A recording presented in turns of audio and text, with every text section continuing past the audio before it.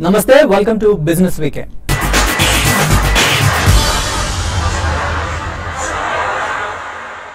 Telangana real estate developers association ట్రెడా ఆధ్వర్యంలో 3 రోజుల property show HITEX లో ఘనంగా ప్రారంభమైంది. ఈ ప్రదర్శనను తెలంగాణ మంత్రులు మహేందర్ రెడ్డి, జూపల్లి కృష్ణారావులు ప్రారంభించారు. రేపటి వరకు జరిగే ఈ ప్రదర్శనలో మొత్తం 180 స్టాళ్లను ఏర్పాటు చేశారు. హైదరాబాద్ మరో ప్రాపర్టీ షోకు వేదికైంది. తెలంగాణలోని రియల్ ఎస్టేట్ ప్రాజెక్టులన్నింటినీ ఒకే వేదికపైకి తెచ్చి వాటిని ప్రజలకు పరిచయం చేసేందుకు Telangana real estate developers association ట్రెడా ఈ ప్రాపర్టీ షోను ప్రారంభించింది. హైటెక్స్ ఎగ్జిబిషన్ సెంటర్ లో ప్రారంభమైన ఈ ప్రదర్శనను తెలంగాణ మంత్రులు జూపల్లి కృష్ణారావు, మహేందర్ రెడ్డిలు లాంఛనంగా ప్రారంభించారు.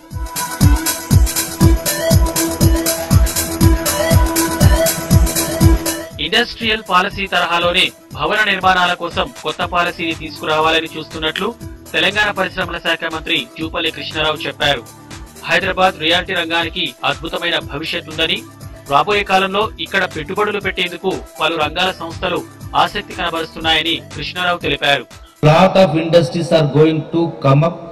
Some people have already started. They already invested about 10,000 crores and 30,000 employment is going to be created. Almost 50-60% already executed. They already inaugurated. The production has started.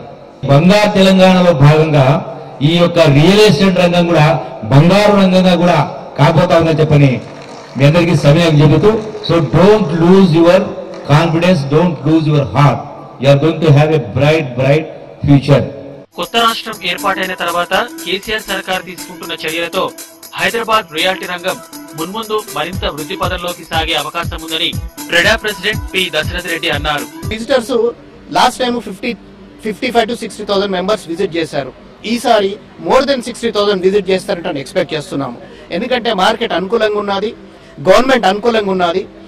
మీరు చూస్తే 2-3 డేస్ బ్యాక్ కూడా రేట్ ఆఫ్ ఇంట్రెస్ట్ కూడా వాళ్ళు తగ్గించారు. So ఇవన్నీ అనుకూలంగా ఉన్నందుకు visitors కూడా ఎక్కువ మంది వస్తారు అండ్ కొనుగోలుదారులు కొనడానికి కూడా, బిజినెస్ కూడా జరగడానికి ఎక్కువ ఆస్కారం ఉంది. ట్రెడా ప్రాపర్టీ షోలో స్థిరాస్తి సంస్థలతో పాటు బ్యాంకులు, ఆర్థిక సంస్థలు, ఆర్కిటెక్చర్లు పెద్ద సంఖ్యలో పాల్గొన్నారు. ఈ ప్రదర్శనలో మొత్తం 180 స్టాళ్లను ఏర్పాటు చేశారు. పాస్ట్ 2-3 మంత్స్ నుంచి ఇంప్రూవ్మెంట్ బాగుందండి. గవర్నమెంట్ కూడా ఇప్పుడు పాజిటివ్ గా రియాక్ట్ అవుతున్నారు. పవర్ అయితే ఏమి, పాలసీలు అయితే ఏమి, బిల్డింగ్ పాలసీ అయితే ఏమి, ఏదైతే ఏమి అని ఈవెన్ జిహెచ్ఎంసీ లెవెల్లో కూడా ఈ కమిషనర్ కూడా చాలా యాక్టివ్ గా ఉన్నారు. దానివల్ల ఫ్యూచర్ కూడా చాలా బాగుంటుందనే ఉద్దేశంతో మేము కూడా కొత్తగా సైట్స్ అన్ని కూడా తీసుకుంటా ఉన్నాం. ఫ్యూచర్ చాలా బాగుంటుందని మేము హోప్స్ తో ఉన్నాం. People will come visiting here first will see their builders and they will have their choices which are the places and come to the bankers for their financial needs. So after having located their builders and they will come here and what type of finances, and SBH being the leading banker of Telangana is offering for all kinds of people, whether businessmen, whether salaried, whether you are self-employed, or we have housing loan for all set of people is there. శుక్రవారం ప్రారంభమైన ఈ property show నేడు రేపు కూడా అందుబాటులో ఉంటుంది. గత ఏడాది ఈ ప్రదర్శనకు 60,000 మంది హాజరు కాగా ఈసారి 70,000కు పైగా సందర్శకులు పాల్గొంటారని నిర్వాహకులు భావిస్తున్నారు.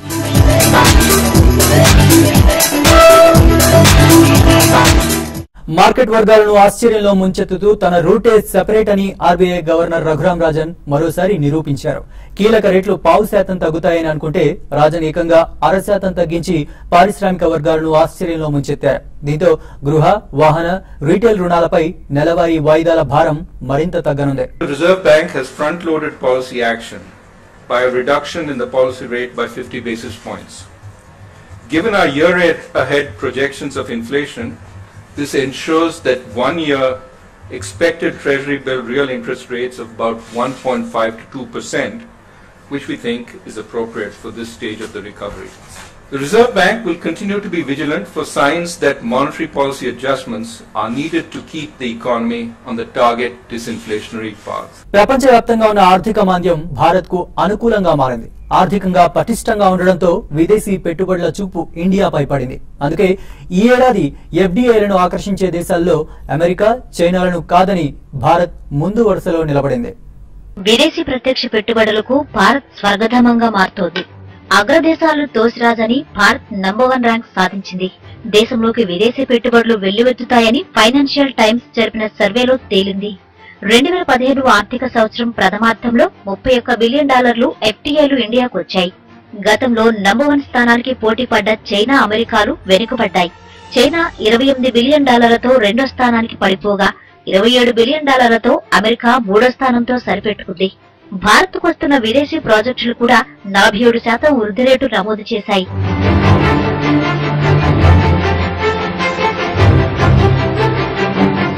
నరేంద్ర మోడీ నేతృత్వంలోని ఎన్డీఏ సంస్కరణలకు మరింత పదును పెట్టింది. Digital India, make in India వంటి పథకాలతో మోడీ పెట్టుబడులు ఆకర్షించగలుగుతున్నారు. ఇది భారత్కు అనుకూలంగా మారింది. ఇక భారత్ కీలకమైన రైల్వే, రక్షణ రంగాల్లో కూడా విదేశీ పెట్టుబడులు ఆహ్వానిస్తోంది. బీమా, కార్మిక చట్టాల్లో సవరణలపై దృష్టి పెట్టింది. ఇవన్నీ ఇన్వెస్టర్లకు అనుకూలంగా మారాయి. గతంతో పోల్చితే రాష్ట్రాల మధ్య పోటీ పెరిగింది. విదేశీ పెట్టుబడిదారులను రాయితీలతో ఆకట్టుకునేందుకు రాష్ట్రాలు పోటీ పడుతున్నాయి. ప్రపంచ బ్యాంకు, మాడిస్ వంటి సంస్థలు కూడా భారతదేశంలో అనుకూల వాతావరణం ఉందని నివేదికలిచ్చాయి. రాష్ట్రాల మధ్య పోటీతో పెట్టుబడులు పెరిగాయని ర్యాంకులు కూడా ప్రకటించాయి.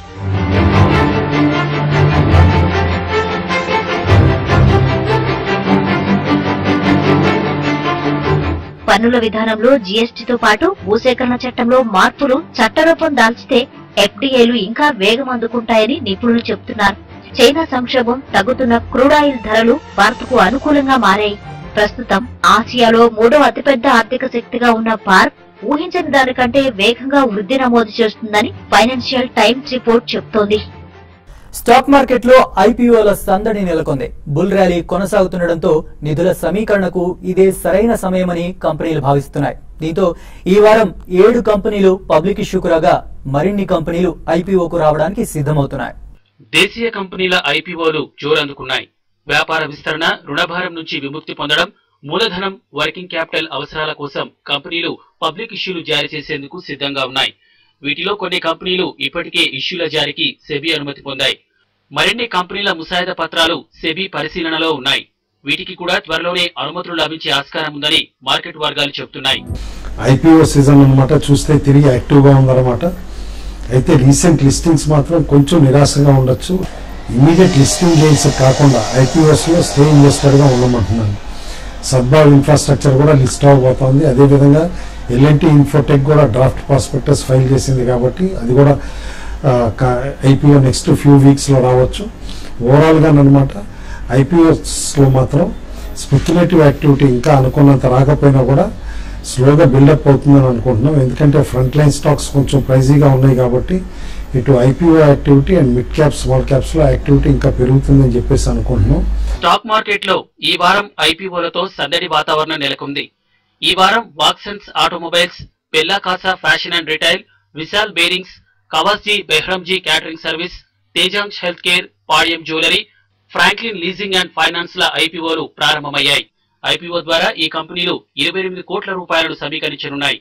ఇష్యూ అనంతరం వీటి షేర్లు చిన్న, మధ్యతరహా సంస్థల ప్లాట్ఫామ్ పై నమోదు కానున్నాయి. పబ్లిక్ ఇష్యూల ద్వారా సమీకరించిన నిధులను మూలధన అవసరాలకు, ఇతర కార్పొరేట్ ప్రయోజనాలకు కంపెనీలు వినియోగించనున్నాయి.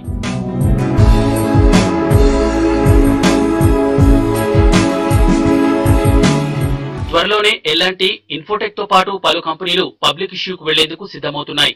ఎల్ఎన్టీ, ఇన్ఫోటెక్, జీఎన్ఏ యాక్సెస్ లు ఇప్పటికే సెబీకి సంబంధిత పత్రాలు సమర్పించాయి. Quick Heal Technologies, Parag Milk Foods, Narayana Hrudayalaya త్వరలోనే ఐపీఓ కోసం సెబీకి దరఖాస్తు చేసుకోనున్నాయి. ఐపీఓ అనంతరం ఈ కంపెనీల షేర్లు బీఎస్ఈ, ఎన్ఎస్ఈలో నమోదు కానున్నాయి. 2015లో ఇప్పటి వరకు సెబీకి 29 కంపెనీలు దరఖాస్తు చేసుకున్నాయి. ఇందులో 27 కంపెనీలకు సెబీ అనుమతినిచ్చింది. వీటిల్లో గతేడాది దరఖాస్తు చేసుకున్న కంపెనీలు కూడా ఉన్నాయి. మరో 10 కంపెనీల దరఖాస్తులు పెండింగ్ లో ఉన్నాయి. పసిడి ప్రియులకు శుభవార్త. పండుగల వేళ బంగారం ధరలు మరింత దిగొస్తున్నాయి. ఈ ఏడాది చివరిలో యుఎస్ ఫెడ్ వడ్డీ రేట్లను పెంచితే గోల్డ్ కు డిమాండ్ తగ్గే అవకాశం ఉందని రీసెర్చ్ ఏజెన్సీలు అభిప్రాయపడుతున్నాయి. దీంతో బంగారం ధరలు ఎప్పుడు తగ్గుతాయా అని జనం ఆసక్తిగా ఎదురుచూస్తున్నారు. నిన్న మొన్నటిదాకా పరుగులు పెట్టిన బంగారం ఇప్పుడు అలసిపోయినట్టుంది. క్రమంగా గోల్డ్ రేటు దిగి వస్తోంది. సెప్టెంబర్లో పసిడి ధరలు మరింత దిగిరావటం, ఈ వారం బంగారం ధరల పతనం వినియోగదారుల్లో ఆశలు రేకెత్తిస్తోంది. ఈ ఏడాది చివర్లో అమెరికా ఫెడరల్ రిజర్వ్ వడ్డీ రేట్లను పెంచుతుందేమోనన్న భయాలు, రూపాయితో పోల్చితే బలపడుతున్న డాలర్ విలువ వంటి పరిణామాల మధ్య ఇది సాధ్యమేనని అంతర్జాతీయ సంస్థ షిన్హువా న్యూస్ ఏజెన్సీ అంటోంది.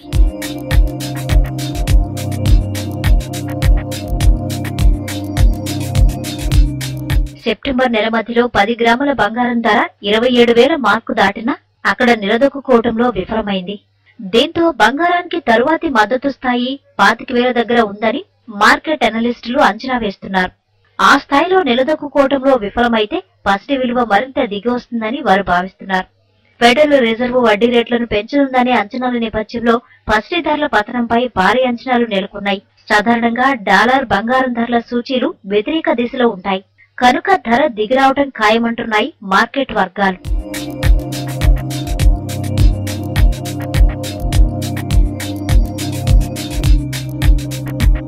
చైనాలో నెలకొన్న ఆర్థిక సంక్షోభంతో అక్కడి ప్రభుత్వం దేశంలోని పసిడి నిల్వలను తగ్గించుకునే అవకాశం ఉంది.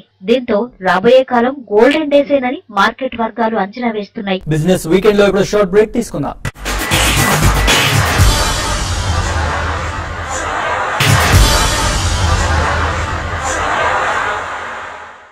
Welcome back to business weekend.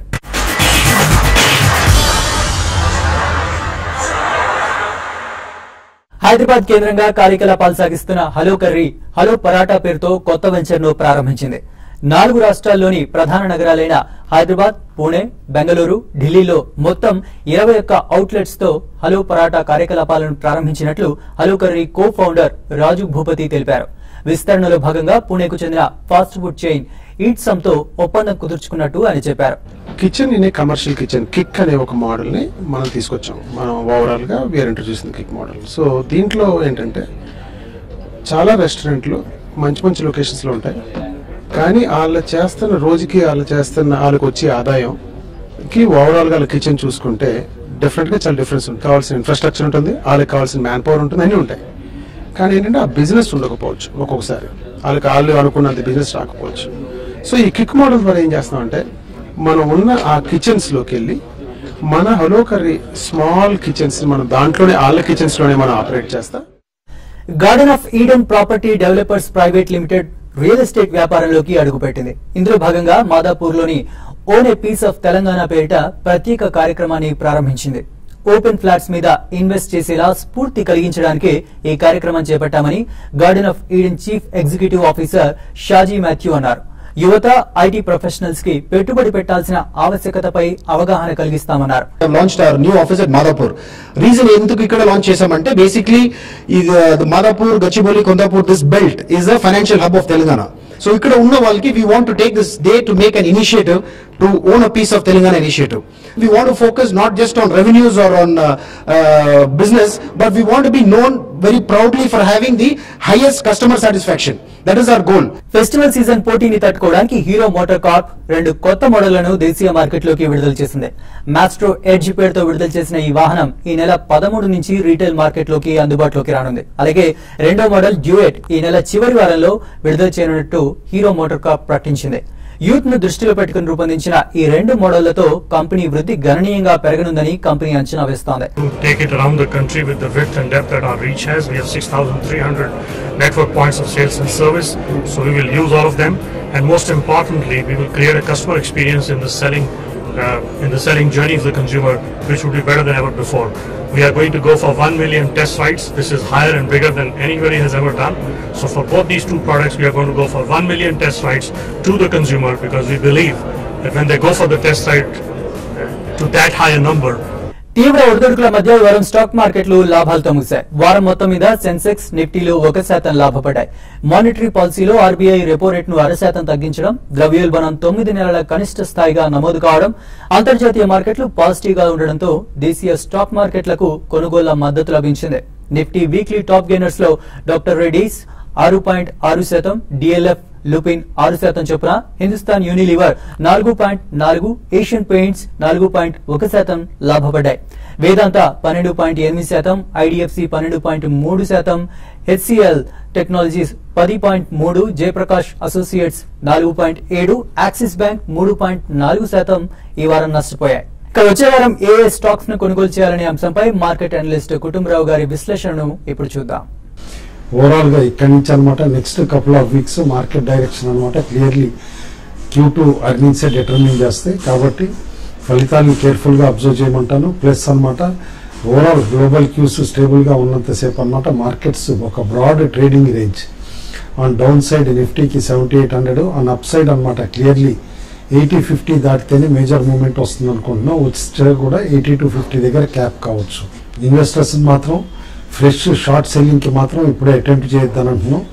By on డిక్లైన్సే suggest చేస్తున్నాం. ఏ కంపెనీస్ అయితే ఎర్నింగ్స్ డీసెంట్గా ఇస్తాయో ప్లస్ మేనేజ్మెంట్ కామెంటరీని కూడా కేర్ఫుల్గా అబ్జర్వ్ చేసి అనమాట బై చేయమని చెప్పేసి సజెస్ట్ చేస్తున్నాం. ఇటు ఇండెక్స్ టెక్నికల్స్ చూస్తే కనుక క్లియర్లీ నిఫ్టీకి అనమాట ఎవ్రీ 100 పాయింట్స్ అనమాట down side strong support emerge అయ్యేటట్టు కనిపిస్తుంది. లైక్ 78.25, 78.50 బ్యాండ్ స్ట్రాంగ్ సపోర్ట్ జోన్గా ఎమర్జ్ అవుతుంది. అది బ్రీచ్ అయితేనే ఆల్ ది వే 77.50 వరకు కూడా పడే పాసిబిలిటీ కనిపిస్తుంది. ఇటు సెన్సెక్స్ కూడా చూస్తేనమాట క్లియర్లీ 25,900 to 26,000 బ్యాండ్లో కాస్త స్ట్రాంగ్ సపోర్ట్ ఉంది.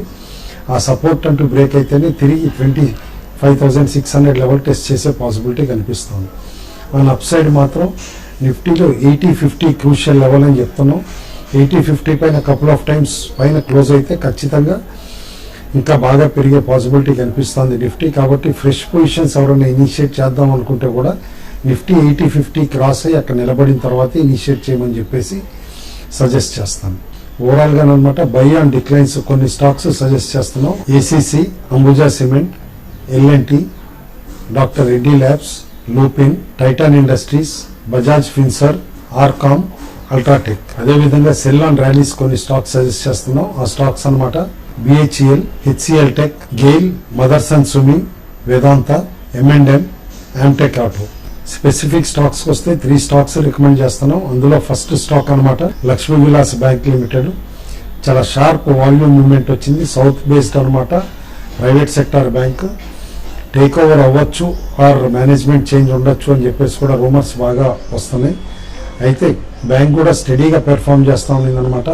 ఈ క్వార్టర్ కూడా 40 crores పై చిలుక అనమాట నెట్ ప్రాఫిట్ వస్తుందని చెప్పేసి అని చెప్తున్నారు. ఓవరాల్గా కంపెనీని అనమాట కోర్ ప్రమోటర్స్లో మనం చూస్తూ ఉంటే కనుక మేజర్ చేంజెస్ అయ్యి రీసెంట్లీ కనపడకపోయినా కూడా సావీ ఇన్వెస్టర్స్ కొందరు మాత్రం నాన్ ప్రమోటర్ కేటగిరీలో బాగా పెరిగారు. అందులో శివానంద్ మన్కేకర్ ఎవరైతే కనుక ముంబై బేస్డ్ ప్రొఫెసర్, ఒక మేజర్ ఇన్వెస్టర్ అనమాట. ఇందులో స్టాక్ తీసుకోవడం కూడా చూసాం, మోర్ దాన్ 2% ఈక్విటీ. కాబట్టి కంపెనీలో సమ్ మూవ్మెంట్ ఉంది ఈ బ్యాంక్లో అని చెప్పేసి కూడా క్లియర్లీ ఇండికేషన్స్ ఉన్నాయి. ప్యూర్లీ ఫర్ అనమాట న్యూస్ డ్రివెన్ యాక్టివిటీకి ఈ స్టాక్ని బై చేయమన్నాం. డౌన్ సైడ్ రిస్క్ చాలా తక్కువ ఉంది.